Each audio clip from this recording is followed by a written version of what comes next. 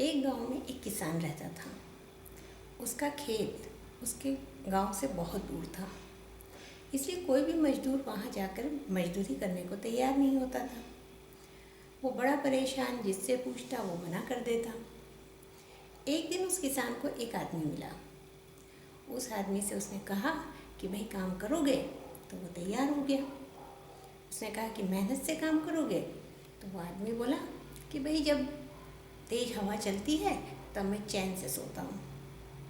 किसान को उसकी बात बड़ी अजीब लगी, लेकिन वो करता क्या, कोई मजदूर मिल नहीं रहा था, इसलिए उसने उसी को अपने साथ कर लिया। वो आदमी रात दिन खेतों में बड़ी मेहनत से काम करता। किसान उससे खुश था। एक दिन दोपहर में बहुत तेज अंधड़ आया, तेज हवा चलने लगी। किसान ने देखा वो आदमी कहीं नजर नहीं आया। अब उसने उस आदमी को ढूंढा तो देखा कि वो खाना खाकर पेड़ के नीचे आराम से सो रहा था। किसान को गुस्सा आया कि इतना तेज आंधी आ रही है, अंधड़ आ रहा है और ये आराम से सो रहा है।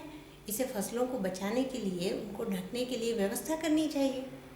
उसने कहा उस आदमी से कि भाई अंधड़ आने वाला है, चलो उठो। वो बोला मैंने तो आपको पहले ही कहा था कि जब तेज हवा चलती है तब मैं चैन से सोता हूँ।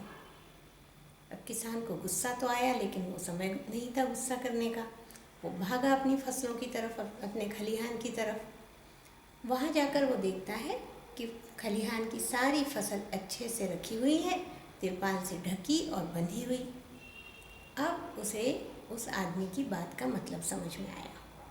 उसका ये मतलब था कि वो हर आने वाली मुसीबत के लिए पहले से तैयारी करके रखता था, और इसलिए जब मुसीबत आती थी तब वो आराम से सोता था।